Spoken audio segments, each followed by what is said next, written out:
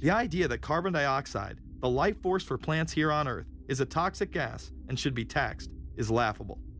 There have been numerous periods of time in which the Earth has had vastly more carbon in the atmosphere than present day.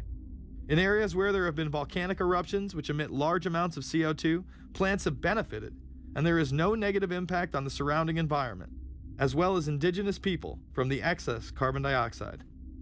The globalists promote this theory to keep mankind in fear, not only for the establishment of a global government and a global carbon tax, but the literal control of the entire planet. An even darker side to the scam of man-made global warming exists. In reality, it's about population control. Ted Turner reveals himself here in this interview with Charlie Rose. We've got to stabilize the population. When I was born, there were so what's wrong with the population? I mean, with too many people. That's why we have global warming. We have global warming because too many people are using too much stuff. We've got to stabilize population on a voluntary basis. Everybody in the world's got to pledge to themselves that 1 or 2 children is it. Not doing it will be catastrophic.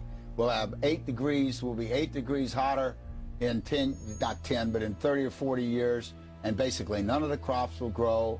Most of the people will have died, and the rest of us will be cannibals. Civilization will have broken down.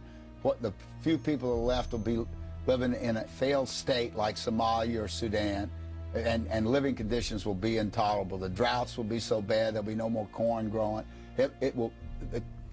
Not doing it is suicide. Unbelievably, when Turner met with other globalists, David Rockefeller, Warren Buffett, Bill Gates, Michael Bloomberg, and even Oprah Winfrey to discuss population control, they were portrayed as superheroes. Behind closed doors on this New York campus, a secret gathering of some of the world's most powerful people.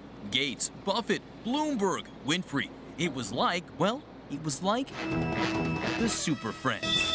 In the great hall of the Justice League, there are assembled the world's 4 greatest heroes.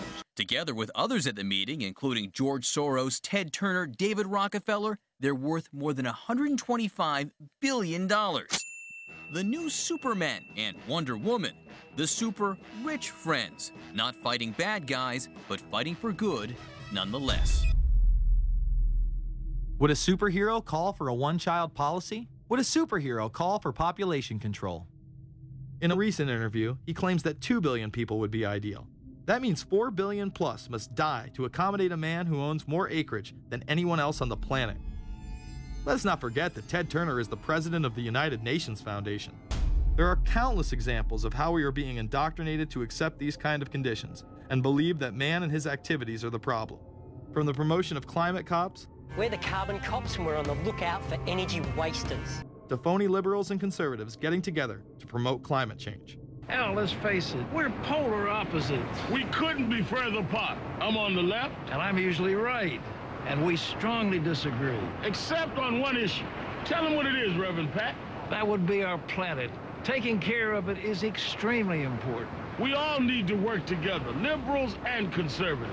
So get involved. It's the right thing to do. Now there you go again.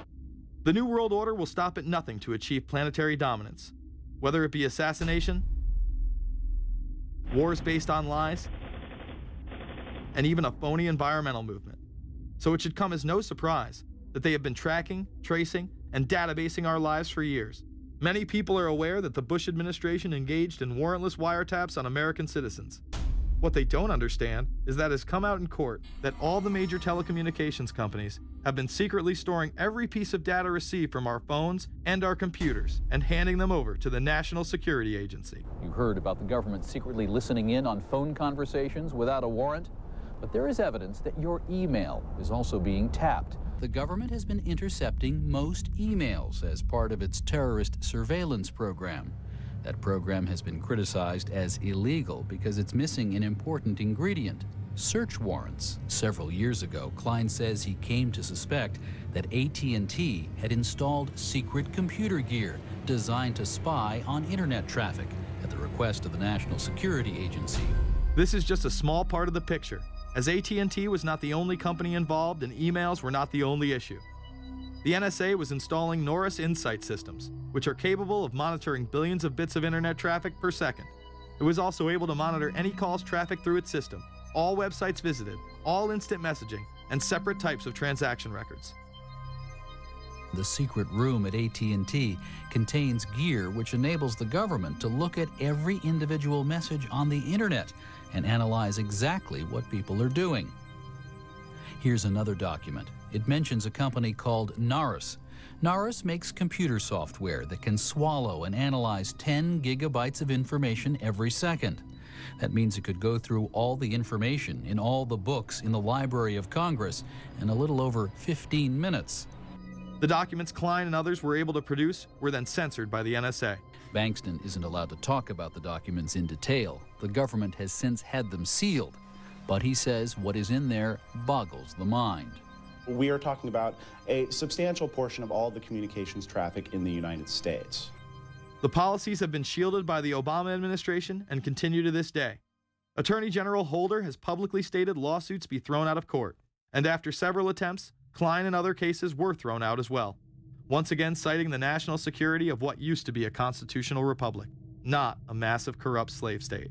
Living in the New World Order, when it's close to completion, for the average citizen, for people like you and me, is going to be essentially slavery. We're never going to be able to get ahead. We're never going to be able to amass enough wealth, essentially to retire or to do what we want to do in life. We're going to constantly be working for the man. They're creating essentially a two-class system. So it's going to be an inner ruling elite and then everyone else. And I got news for you. You're everyone else. The New World Order that is currently being built revolves around creating a global technopoly ruled by the elite, in which they dominate and control a severely reduced populace, which they treat as their pets. In the New World Order, the people are the enemy. Internal documents released in March of 2009 reveal that the Department of Homeland Security is targeting citizens who discussed the New World Order, people with a Christian identity or sovereign citizens who argue that the government has gotten away from the intent of the Constitution and are strong states' rights advocates.